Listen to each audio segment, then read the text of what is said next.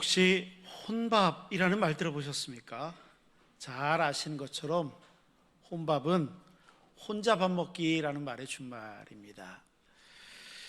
요즘 이런 혼자라는 개념이 현대인들에게 일상이 되어 있는 것 같습니다. 혼영하면 혼자 영화 보러 가기, 혼놀 하면 혼자 놀기, 혼행도 있더라고요. 혼자 여행 가기. 이런 말이 일상이 될 정도로 실은 혼자라는 가치에 대해서 현대인들은 익숙한 것 같습니다. 그런데 흥미로운 것은요, 혼자 있는 것이 이렇게 익숙한데 사람들은 외롭다 이렇게 이야기합니다. 자기가 혼자 있으면서 외롭다 이렇게 말합니다. 카톡에 친구가 꽉 찼습니다. 더 이상 추가할래야 추가할 수도 없습니다. 페이스북에 구독자가 꽉 차서 활동 안 하는 사람들은 지우겠습니다. 엄포를 놓는 순간도 있는 것 같습니다. 그럼에도 불구하고 혼자라는 외로움, 이 외로움 가운데 서 있는 사람들을 많이 보게 됩니다. 혹시 오늘 예배 드리시는 우리 신흥의 성도들께서도 야, 저 얘기 남 얘기 같지 않다, 이런 마음이 드시는 분이 혹시 계십니까? 그럼 우리 오늘 2000년 전 갈릴리 바다, 오늘 성경의 현장으로 한번 같이 떠나보시면 어떨까요? 그곳은 캄캄한 어둠이 가득했던 곳입니다. 그것은 절망이 덧입혀져서 빠져나올래야 빠져나올 수도 없을 것만 같은 상황을 기록하고 있고, 한마디로 정서는 두려움이었고 낙심이었습니다. 그리고 어려움에 어려움이 이어지는, 어려움이 계속되는 자리가 오늘 본문의 자리였습니다. 그런데 그런 것이요, 어느 순간 가슴이 뛰는 곳이 됩니다. 바로 그런 것이 어느 순간 삶의 방식이 완전히 바뀌어버리는 이런 상황으로 오늘 성경은 우리에게 말씀하고 있습니다. 그곳이 어땠기 때문에 그랬을까요? 오늘 말씀을 잘 이해하기 위해서는 우리는 오늘 본문보다 실은 그 앞에 있었던 한 사건을 주목할 필요가 있습니다. 예수님의 공생의 사역 가운데 가장 하이라이트, 가장 절정이라고 생각하는 순간이 바로 오늘 본문의 앞 사건이었는데, 그것이 바로 오병이어라는 사건입니다. 보리떡 5개와 물고기 2마리로 어른 남자 20살에서 60살까지의 남자만 5,000명이나 되는, 그러니까 얼마나 더 사람이 많았겠습니까? 그 사람들을 먹여주었던 사건, 바로 이 사건을 오병이어라고 그러거든요. 그런데 이 오병이어 사건이 바로 이 본문 앞의 사건입니다. 그런데 그날의 분위기가요, 정말 심상치 않았고요. 그날은요, 정말 예수님의 공생의 사역 가운데 모든 것의 최정점에 있었던 순간이었던 것 같습니다. 요한복음 6장 15절에는 그 순간을 이렇게 기록하고 있습니다. 예수께서 그들이 와서 자기를 억지로 붙들어 임금으로 삼으려는 줄 아셨다라는 말씀이 있습니다. 사람들이 얼마나 놀랐는지요, 이 놀라운 기적을 행하신 주님을요 억지로 데려다가 왕으로 삼겠다라는 겁니다. 한마디로 밀란이 나타나고 쿠데타가 일어나도 별 이상하지 않는 그 순간, 그렇게 주님이 왕이 될 뻔한 순간이 이 사건 직전, 이 사건 때문이었다는 것입니다. 그런데 오늘 본문으로 다시 돌아와서 보면은요, 이때 주님이 어떻게 하신 줄 아십니까? 오늘 성경은 이렇게 기록합니다. 즉시 제자들을 재촉했다, 이렇게 이야기합니다. 이 재촉했다라는 헬라어가요 굉장히 유명한 단어인데요, 아낭카조라는 단어입니다. 이 아낭카조는 강요한다, 억지로 시킨다, 이게 바로 아낭카조입니다. 예수님의 제자들을요 아주 강제적으로 데려갔다는 겁니다. 끄터 다루떨게 했습니다. 그 자리를 떠나게 만들었다는 것입니다. 그리고 예수님께서는 자기의 인기가 가장 최고의 절정, 보통 요즘 일반이면 야, 물 들어올 때 노져야지, 이런 마음으로 그 순간을 즐겼을 것 같은데, 그게 아니라 주님께서는 그 순간에 오히려 의도적으로 고독을 선택하십니다. 23절은 이렇게 기록하고 있죠. 기도하러 따로 산에 올라가심이라. 저물매, 날이 저물었다는 거예요. 저물매 거기 혼자 계시더니. 가장 절정인 그 순간에 주님은 산 위에 홀로 계십니다. 저물어가는 게 무엇입니까? 아마 갈릴리 바다에 석양이 뉘어치는 그 모습을 어쩌면 바라보고 계셨을는지도 모르겠습니다. 그 아름다운 황혼을 바라보며 산 위에 주님이 혼자 계셨는데, 그러면 주님은 산 위에 혼자 계셨으니까 외로우셨을까요? 아닙니다. 주님은 그곳에서 결코 외롭지 않으셨습니다. 왜냐하면 하나님이 그곳에 함께 계셨기 때문입니다. 아버지 하나님과 함께 있는 그 자리, 세상의 모든 소음, 세상의 모든 잡음에서 벗어납니다. 그리고 아버지 하나님의 음성만을 듣는 시간입니다. 아버지 하나님과 독대하는 시간입니다. 가장 거룩한 시간, 밖에서는 외로워 보일지 몰라도 그 가장 거룩한 시간은 깊은 영적인 진리를 깨닫는 자리였고, 그 순간에 하나님의 뜻을 알아가는 자리입니다. 맞습니다. 진정한 영적인 성숙은 홀로 하나님과 단독으로 서는 그 자리에서 만들어지는 것입니다. 그렇게 보니까 현대인들에게 가장 중요한 말씀이, 이 말씀이 얼마나 절실할지 느껴지게 됩니다. 인간의 문화는요, 발달할 때 늘 사람들이 외롭지 않은 방향을 향하여 발전하는 것 같습니다. 이 시대에 그런 통로가 있다면 어쩌면 우리 손에 들려져 있는 스마트폰일지도 모르겠다, 이런 생각을 합니다. 한번 외출이라도 할 때 스마트폰을 집에다 놓고라도 오면은요, 괜히 마음이 불안합니다. 나한테 연락이 굉장히 많이 왔을 것 같고, 누군가 나를 굉장히 찾았을 것 같고, 휴대폰을 놓고 가면 그런 마음 들지 않습니까? 근데 돌아와서 보면 연락이 온 것도 없고. 어떻든지 간에 휴대폰은요, 잠시라도 가만히 있질 않습니다. 뭔가 알림을 자꾸 줍니다. 깨똑깨똑 하면서 뭔가가 자꾸 연락이 오고요, 별로 쓰잘데기 없는 것 같은데도 나한테 연락을 해주는 사람들. 그러다 보니까 거꾸로 우리는 나는 꼭 누군가와 연결이 되어져 있는 사람인 것 같고, 나는 꼭 누군가에게 찾음이 되어지는 사람, 그런 존재감이 있는 사람인 것 마냥 느껴지기도 한다는 것입니다. 역설적이지만 오히려 그래서 카톡 소리가 반갑고, 누가 나를 찾네, 이런 위로도 되지요. 그런데 한번 생각해 보십시오. 우리가 하나님과의 관계도 그렇게 연결되어져 있습니까? 나는 하나님과 연결되어지는 것을 기쁘게 생각하고, 어떻게든 하나님과 연결되기 위해서 주님과 함께 주님처럼 의도된 고독의 시간을 가지고 있느냐는 거예요. 중요한 것은 우리의 영적인 성숙은 하나님 앞에 바로 설 때입니다. 우리도 좀 그런 시간을 가질 필요가 있습니다. 그게 매일의 새벽 예배일 수도 있습니다.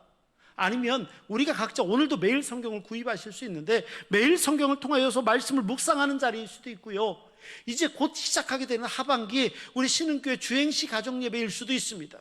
어떻든지 간에 하나님과 우리 사이가 연결되어지는 게 좋습니다. 이러지 않고서는 우리의 영적인 성숙을 우리가 어떻게 꾀한단 말입니까? 그럴 수 없죠. 하나님의 말씀을 단박 가까이 하는 것, 의도적으로라도 하나님과 대면하는 시간을 통하여서 우리는 말씀이 허락하시는 우리 인생의 밝은 나침반을 발견할 수 있습니다. 하나님의 말씀을 우리 눈앞에 둘 수 있고, 그 말씀을 따라 살아갈 수 있기 때문이죠. 주님의 고독, 주님의 혼자 있는 시간은 바로 이런 시간이었습니다.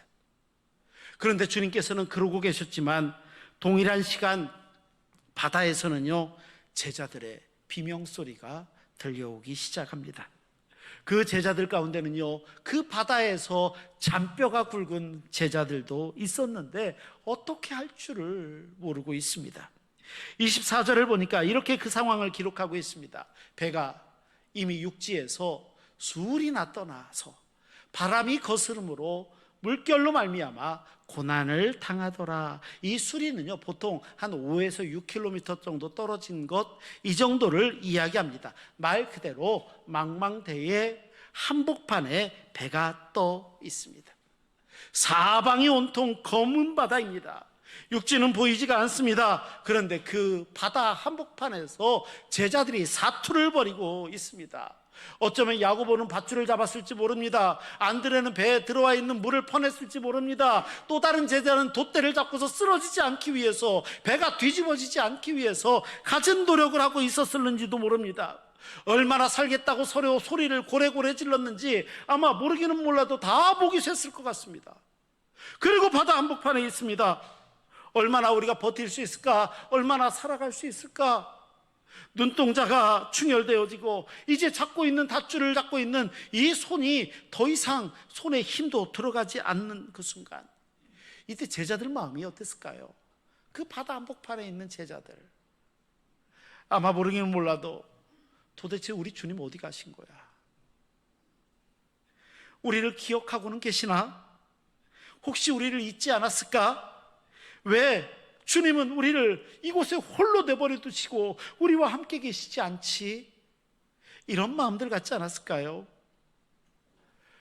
그런데 곰곰이 생각해 보면 우리의 마음도 우리의 생활도 일면 이런 상황과 다 있는 부분이 있는 것 같습니다.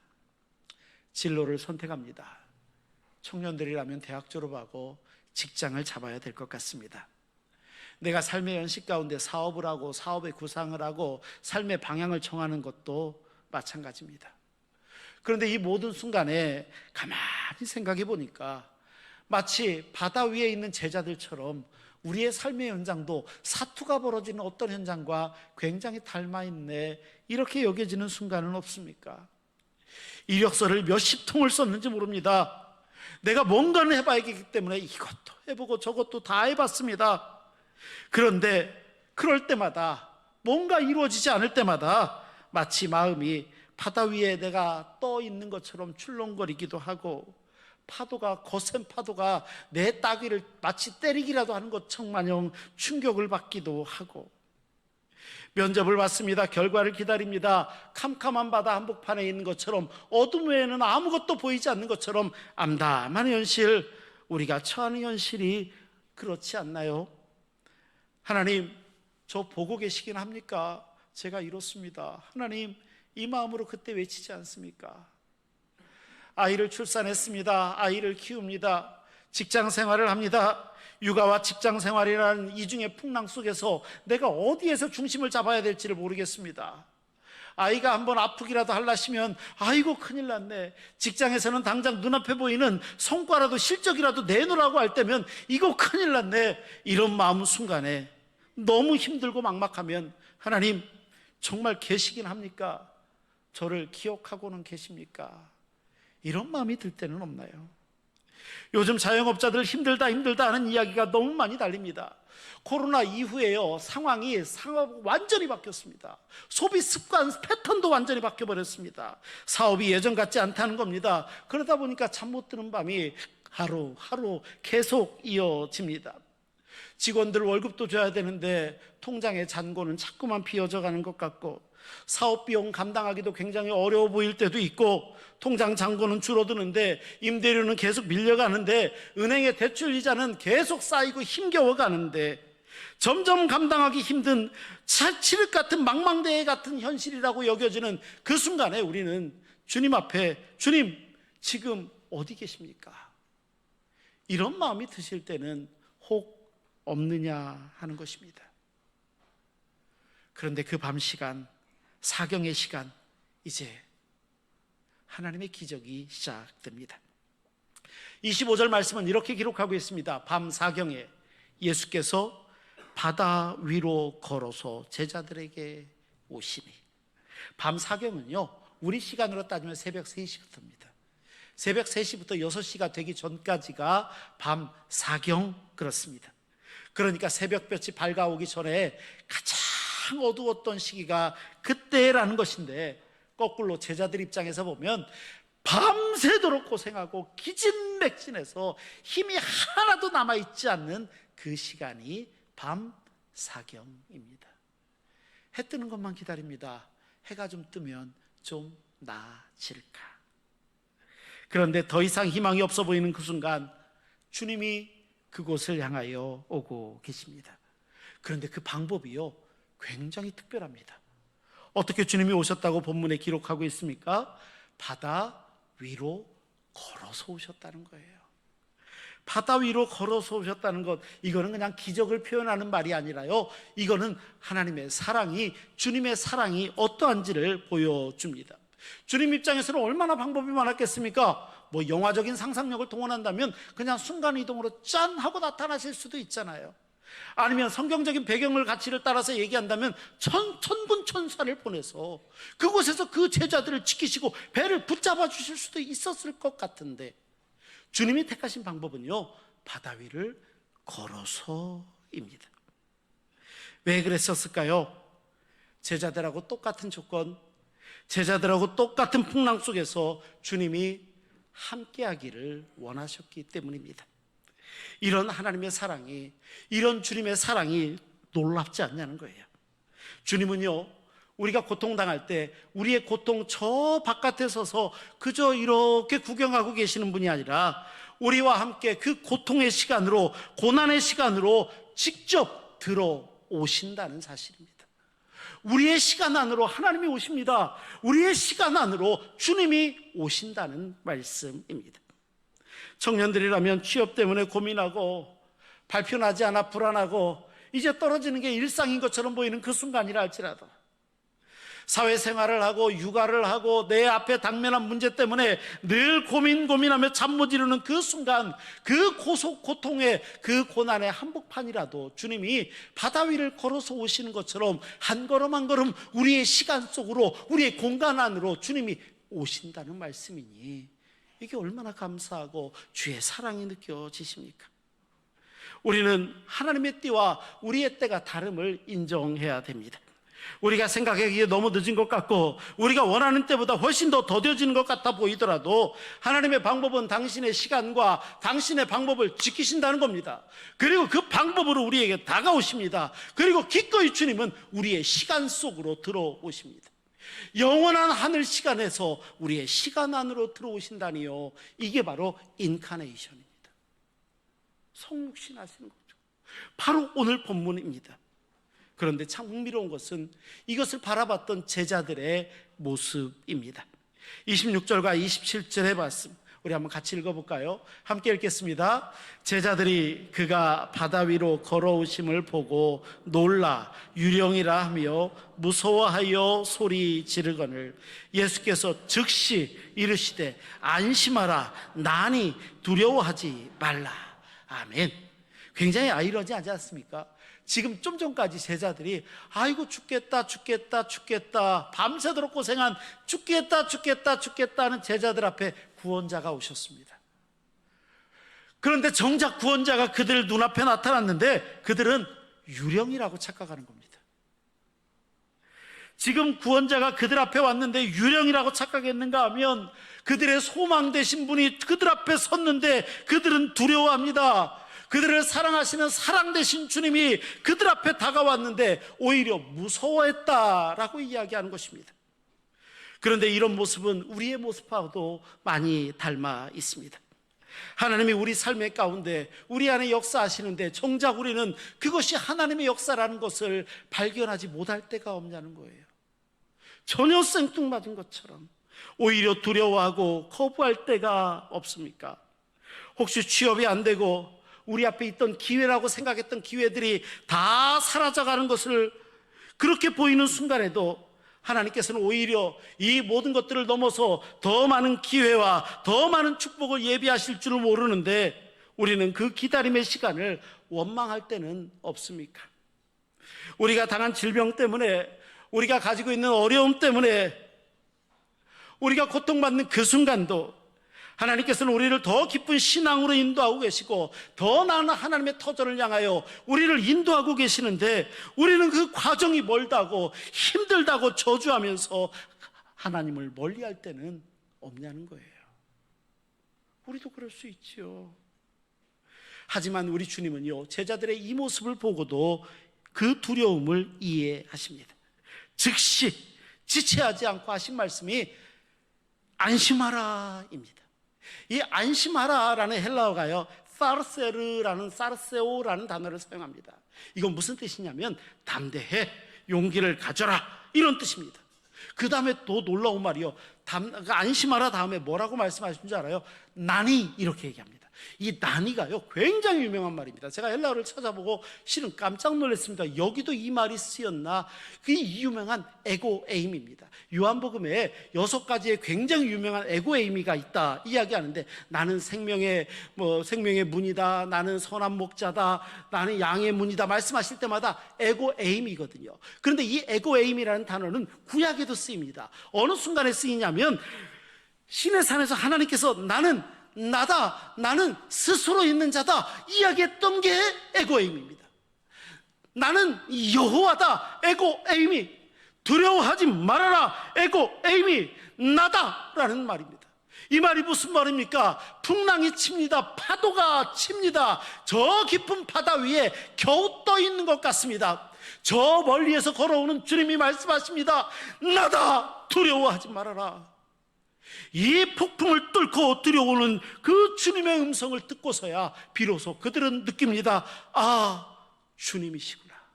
아, 주님이시구나. 배 위의 제자들은 이제서야 깨닫습니다. 그런데 재미있는 것은 이 제자들이 여기에서 충격에 벗어나지 못하고 있는 그때 베드로가요 아주 놀라운 생각을 한 가지 합니다. 베드로의 생각이 28절과 29절입니다. 우리 한번 읽어볼까요? 28절 29절을 함께 읽습니다.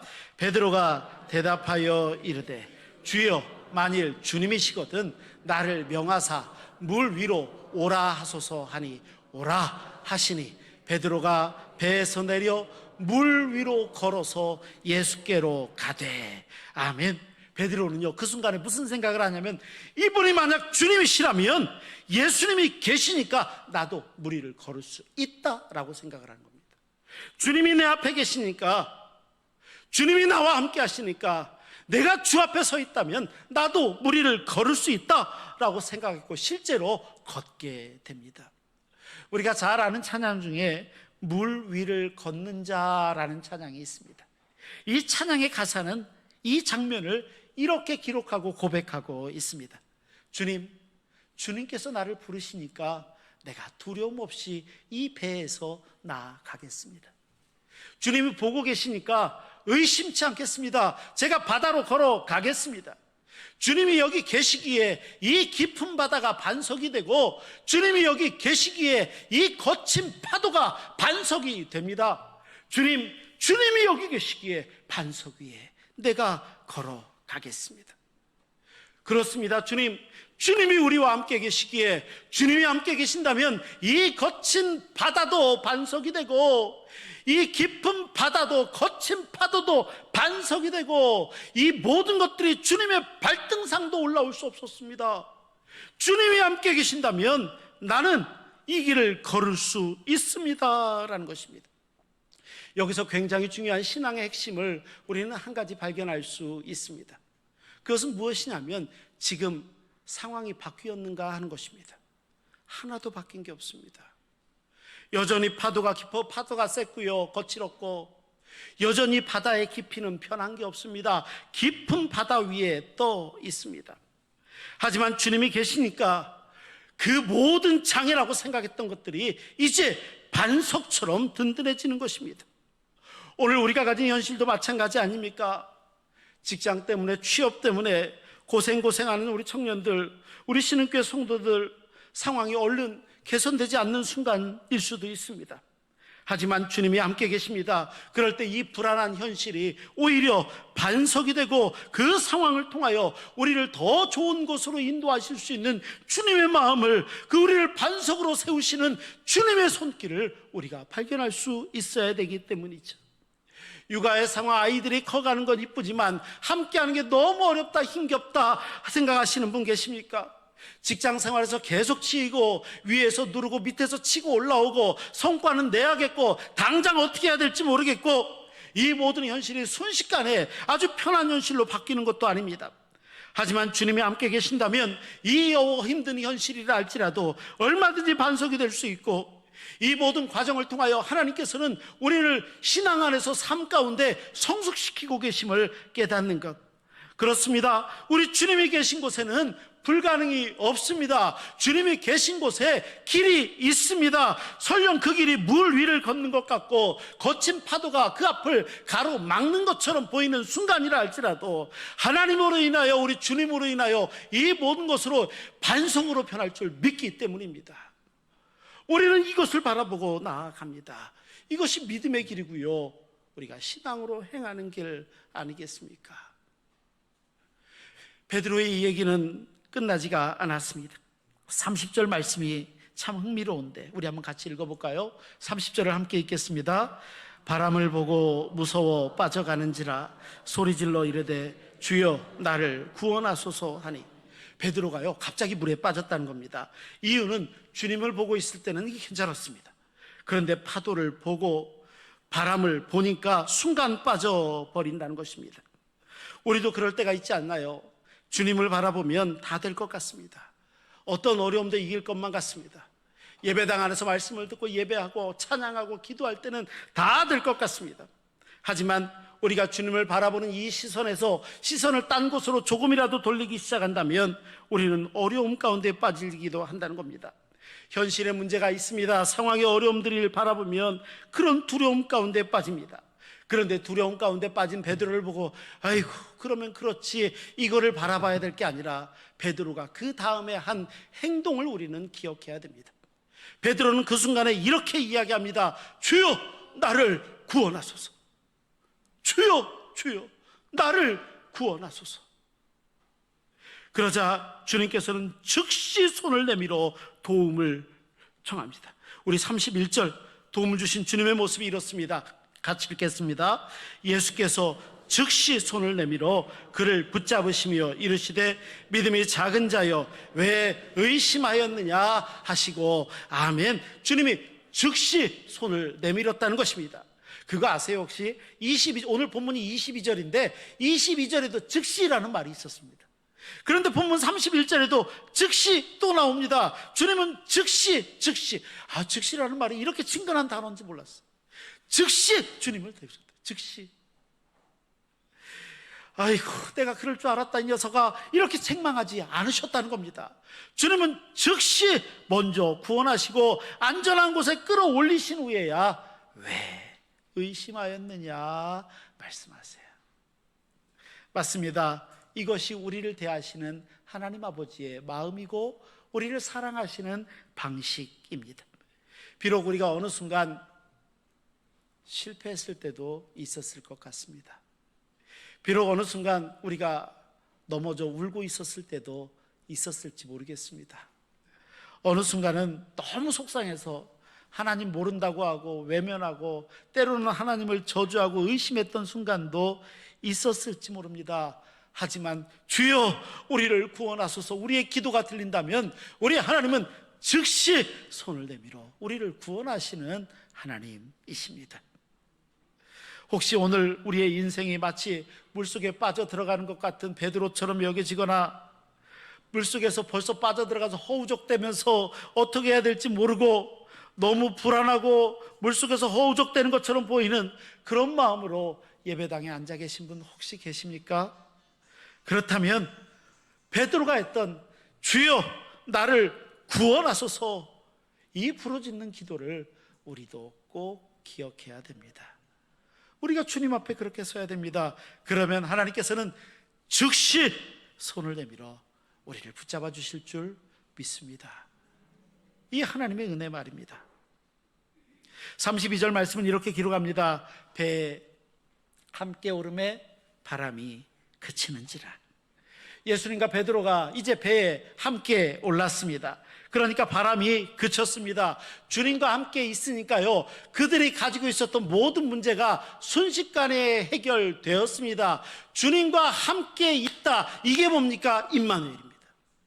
하나님이 우리와 함께 하신다, 이게 임마누엘 아닙니까? 맞습니다. 임마누엘의 능력입니다. 하나님이 함께 계시는 곳에 평안이 있습니다. 그 순간에 33절 말씀을 보니까 배에 있는 사람들이 예수께 절하며 이르되 진실로 하나님의 아들이로소이다, 이렇게 고백하는 모습입니다. 맞습니다. 이 모든 풍랑과 파도는요, 오히려 하나님을 깊이 깊이 알아갈 수 있는 기회가 되었다는 것입니다. 이 풍랑과 고난을 통하여 제자들은 예수님이 누구신지 더 깊이 알게 되어졌죠. 맞습니다. 오늘 우리 가운데 고난이 있습니까? 풍랑이라고 여겨지는 순간이 있습니까? 그렇다면 이 모든 것들은 우리가 하나님을 더 깊이 알아갈 수 있는 하나님의 방법이고, 하나님께서 우리에게 축복을 허락하시는 축복의 통로가 되는 줄 믿으시기 바랍니다. 우리는 바로 그런 위치 가운데 있습니다. 그렇기 때문에 우리 마음 가운데 들려오는 하나님의 음성을 들을 필요가 있습니다. 혼자 괜찮아. 혼자 있다 할지라도 하나님과 함께 있는 게 중요하기에 하나님과 함께 있는 시간을 좀 만들면 어때? 그리고 기억해라, 넌 혼자가 아니야. 우리 주님의 음성을 우리는 들을 수 있어야 됩니다. 세상은 우리한테요 자꾸 세상과 연결하라고 그럽니다. 예배 시간에 카톡으로요 전화벨 소리로도 연결하라고 하는 것 같습니다. 그런데 성경은 아닙니다. 하나님의 음성을 듣는 시간, 그때 진정한 평안과 위로를 얻을 수 있음을 우리에게 분명히 말씀합니다. 그리고 우리가 인생의 망망대해에서 풍랑을 만나는 순간이라고 여기는 그때에도 우리는 꼭 기억해야 됩니다. 풍랑 한가운데 있다 할지라도 우리 주님이 그 풍랑을 걸어서 우리에게 오신다는 것입니다. 물 위를 걸어서 오시는 주님, 그 주님을 기억해야 됩니다. 그렇기 때문에 우리는요 혼자처럼 보여도 결코 혼자가 아닙니다. 우리 주님이 함께 계십니다. 임마누엘, 하나님이 우리와 함께 하십니다. 그 주님과 함께 있다면 우리가 서 있는 그 모든 곳에 거친 파도도 반석이 되고요, 주님이 함께 계신다면 저 깊은 바다라 할지라도 주님이 밟고 계시는 반석으로 변하게 될 줄로 믿습니다. 우리가 암담하고 절망적이라고 있는 그곳, 이제 하나님께서 반석의 길로 바꾸시고 걷게 하실 것인데, 그렇게 주님과 늘 함께 반석의 길을 걸으시며 혼자가 아닌 주님과 함께 걷는 믿음의 승리자들, 오늘 예배하는 우리 신흥의 성도들 한 분 한 분 다 되시기를 주의 이름으로 축원합니다. 기도하시겠습니다. 걸어가시고 자비로우신 아버지 하나님, 오늘 저희를 하나님의 자녀로 부르시고 하나님의 백성으로 삼아주셨으며, 우리가 결코 혼자가 아니라 하나님이 우리와 함께 계시고 우리의 걸음걸음을 걷게 하시는 주님의 뜻을 따라 믿음으로 행하고 있음을 알게 하시니 감사합니다. 주님이 함께 하신다면 저 거친 파도도 반석이 되고 저 깊은 바다도 반석이 되며, 주님이 오라 하시면 배를 떠나 주님을 향하여 나아가는 믿음이 우리에게 있음을 알게 하여 주옵소서. 그렇게 믿음으로 행하며 무리를 걷는 신앙의 승리자들 우리 모두가 되게 하여 주시옵기를 우리 구주 예수 그리스도의 이름으로 기도하옵나이다. 아멘.